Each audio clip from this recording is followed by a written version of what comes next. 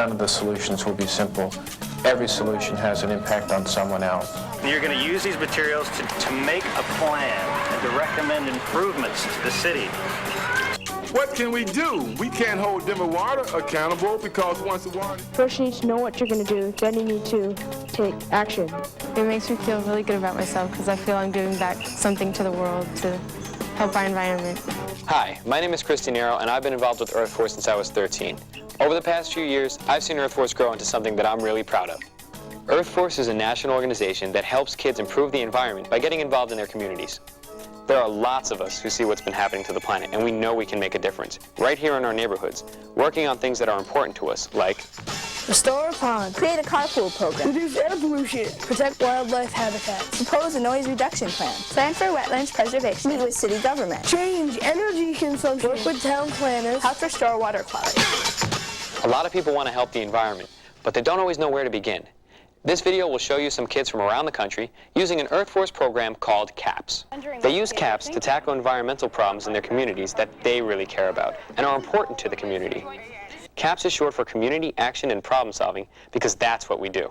There are CAPS programs in schools and youth organizations around the country, and we're still growing. In fact, we're adding new communities all the time.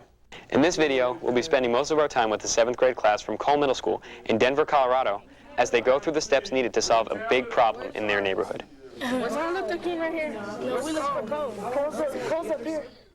By going out and actually doing this research, you're able to come up with a whole list of environmental concerns. Then you want to talk to a variety of people to understand the different points of view that others may have about these concerns. But which issue to choose? The next step is something that the adults like to call issue selection.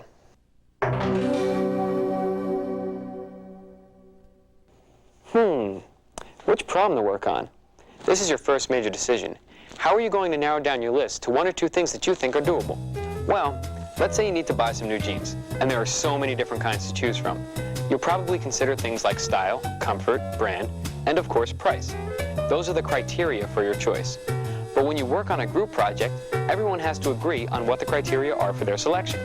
Imagine trying to buy a pair of jeans with 10 other people if you don't first agree on the criteria.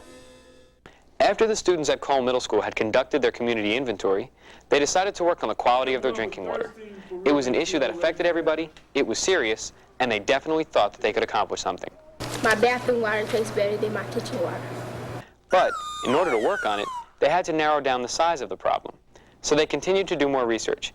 They interviewed people from the Denver Water Authority, collected water samples from their neighborhood, and ran tests on them in their lab.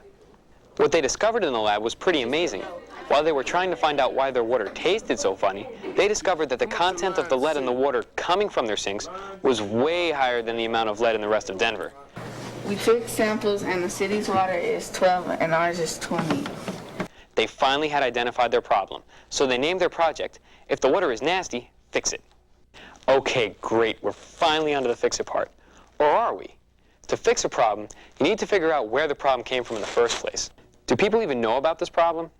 If they are aware of it, has anybody else been trying to fix it? And is what they're doing really helping? Maybe there's a law, but nobody's really enforcing it. And who makes decisions about this problem anyway? Lots of questions need to be answered before any fixing can be done.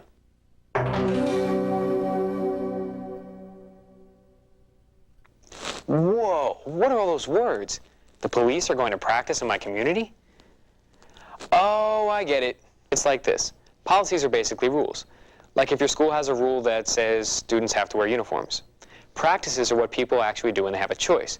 It's like what kinds of clothes they wear on their own. Maybe I should just get back to my story. In Denver, the Cole students knew that the water in their homes tasted funny. Well, nasty. But who was responsible for it? They compared the differences in the samples they collected from the water that came from the city of Denver and the water that came directly from the sinks in their homes. Outside the houses, the city water tested fine. But once it got inside the older homes in the neighborhood, the lead content went way up. That was kind of puzzling, so they went on the internet to the Earth Force website. There they found a link to a website that showed how water going through old plumbing pipes ends up having more lead in it, which makes it really unhealthy. This information helped them figure out what to do next. Since the water in the city of Denver's pipes was fine, it wasn't really the city's responsibility to fix the problem. And if they couldn't look to change the city's policy, they had to look for some other way to fix it. We can't hold the Denver Water Council because it's not their fault. It's the pipes. It was the pipes in the homes that were old that were raising the levels of lead. So who owns the pipes? The homeowners. Okay, now we're getting somewhere. The next thing is to consider your realistic options for solving the problem. Then choose the best way to go about creating a long-term solution.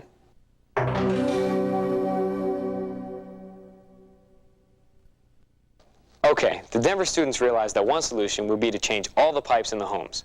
They researched how much it would cost each homeowner to replace the pipes and realized it was way too expensive. But what else could they do? They went back to the internet to see how other people were dealing with this kind of problem. That's where they found out about water filters for the home. They also found a company in their own community that bottles filtered water and were invited to take a tour of the plant. The filtered water not only tasted a lot better, but was healthier than their own water. After brainstorming different strategies, the group decided that their goal would be to help people understand that they could buy filters for their homes that didn't cost a lot and would eliminate most of the lead. They set about to change the practices of the people in their neighborhood, to get them to use filters when they hadn't before.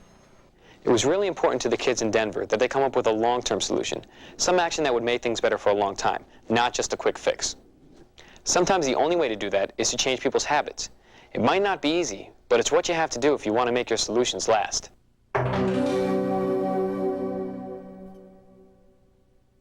Finally, it's time to take action. But before Earth Force kids just jump in, they build a detailed action plan, piece by piece. The Earth Force team in Denver worked hard to build their action plan.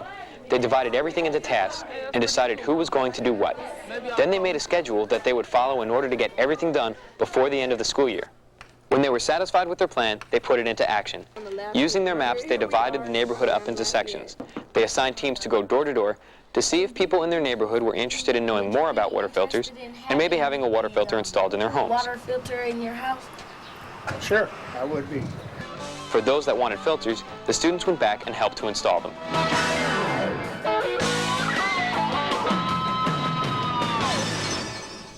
But the story doesn't end here.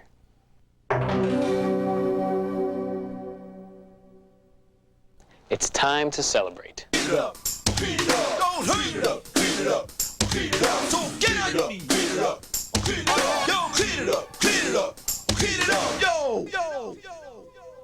After the pizza party, their teacher asked them to spend some time thinking back through all the work they had done and about the highs and the lows. In looking back, they also began to see what they could have done differently and what they would do to make their solutions last. They realized that they had actually found a problem and fixed it.